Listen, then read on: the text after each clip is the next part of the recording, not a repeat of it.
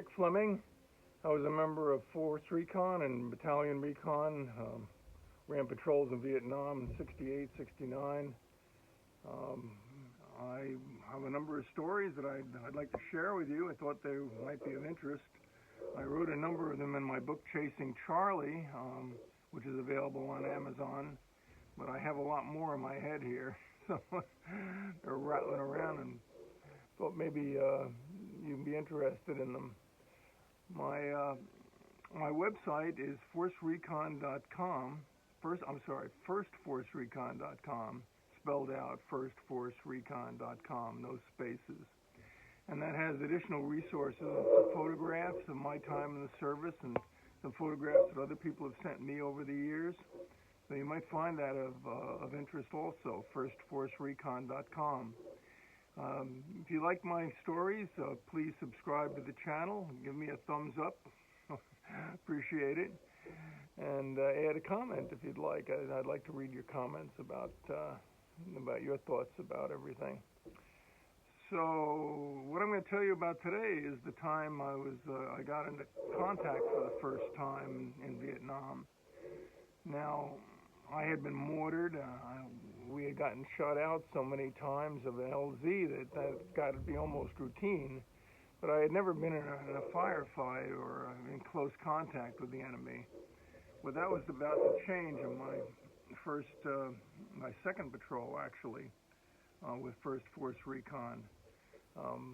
We were going into an area called Happy Valley, which was the informal name given to a valley between two mountain ranges that had been known to be used by the NVA as a staging point, and it had been known as a hot area. So we knew we were going to go into an area that had seen action in the past. Our mission was to observe from one of the hilltops and maybe call in some airstrikes or artillery strikes, or maybe just get information, try to find out who was there and what they were up to. So it was a 6-man patrol, I believe, 6 or 7 man, but I believe 6.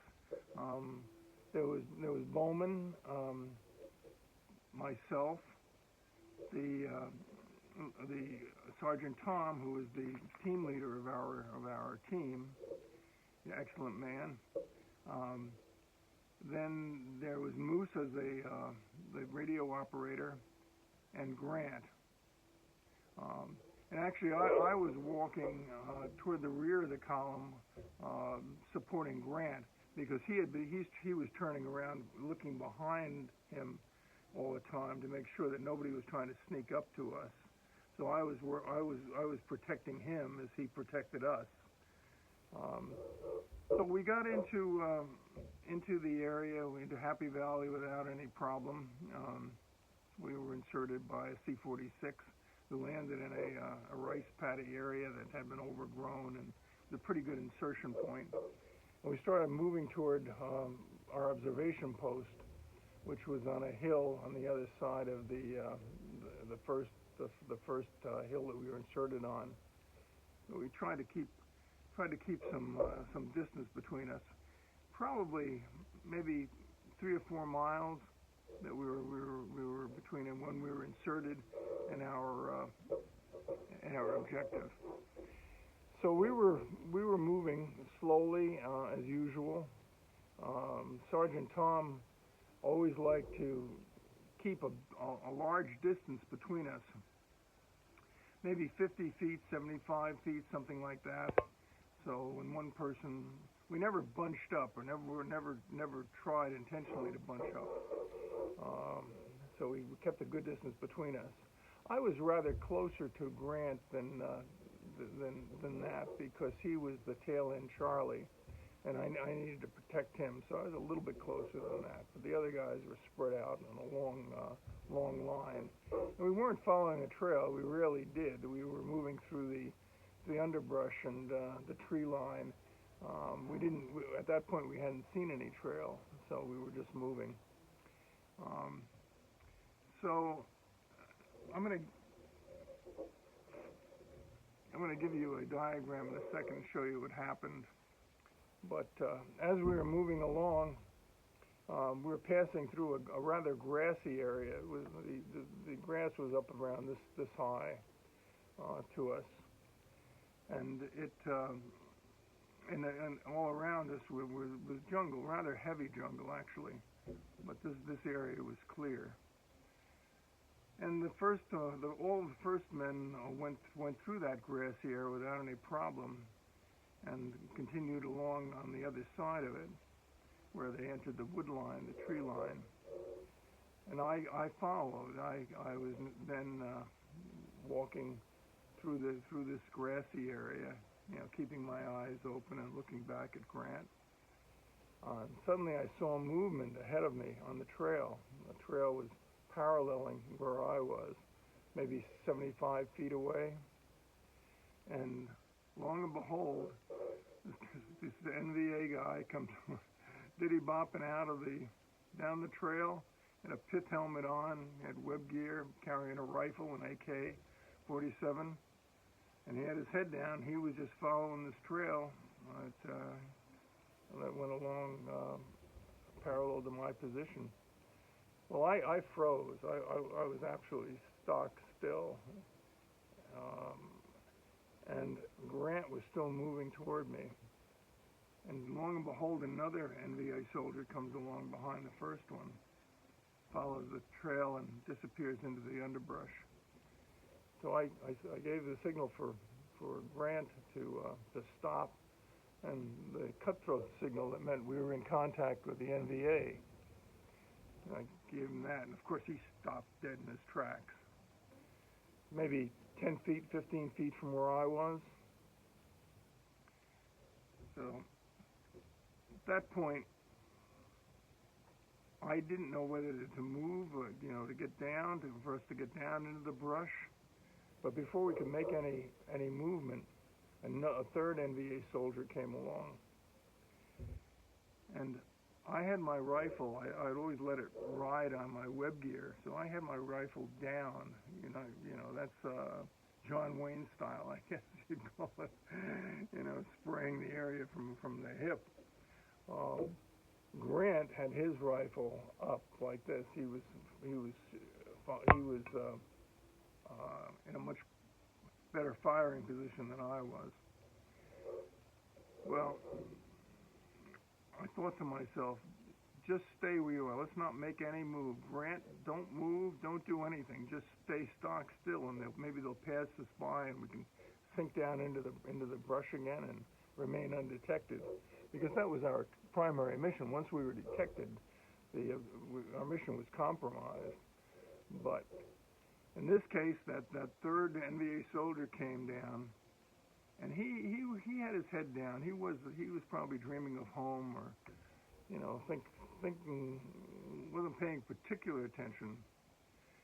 And all of a sudden, I heard Grant take the safety off of the M16, and that just made a tiny click, just a tiny thing, tiny noise.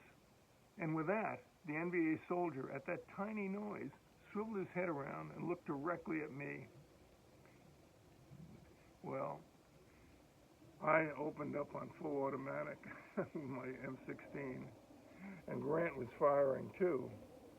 And now, from the other side of the trail, the NVA soldiers started firing as well.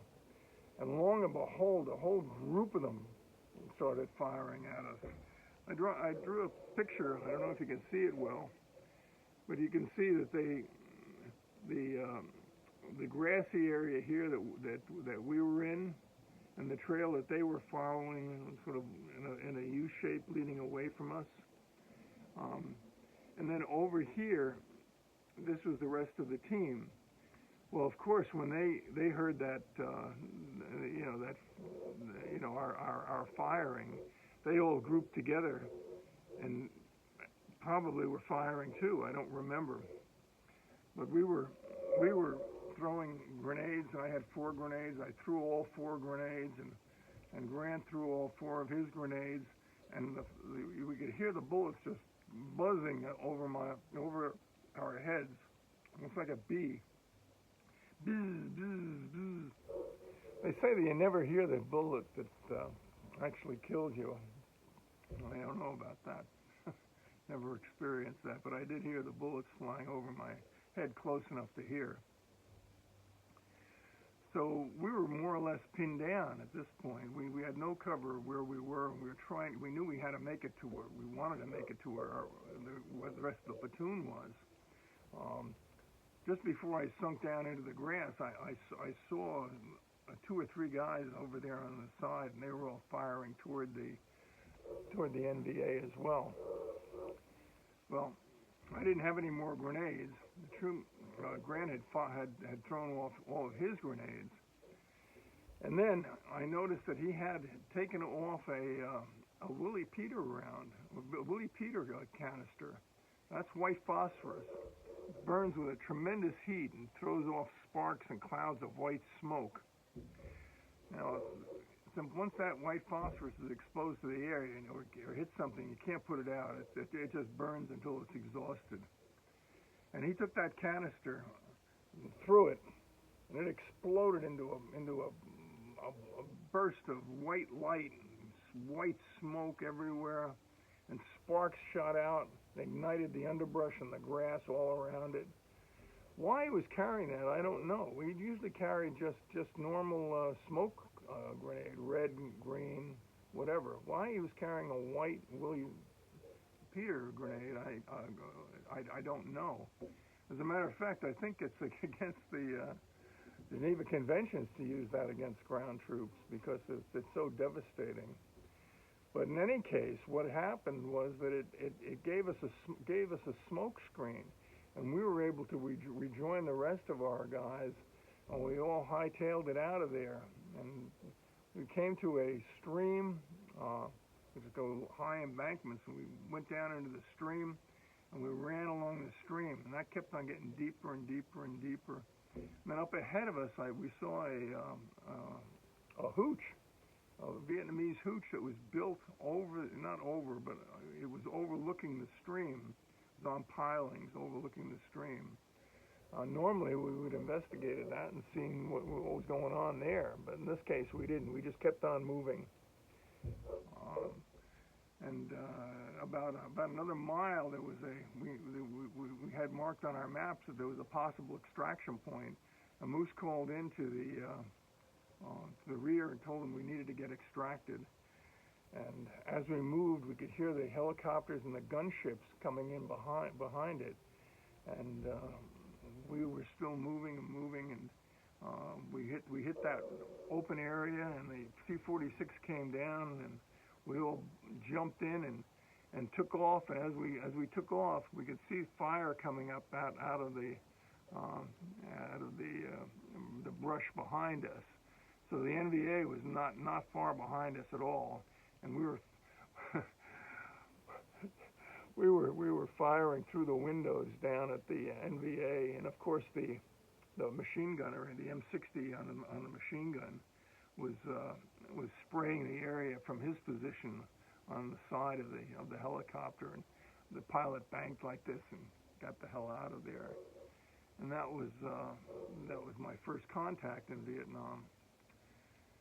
So I hope you enjoyed this story, and that if you do, you'll subscribe to the channel, and wish you well. Bye.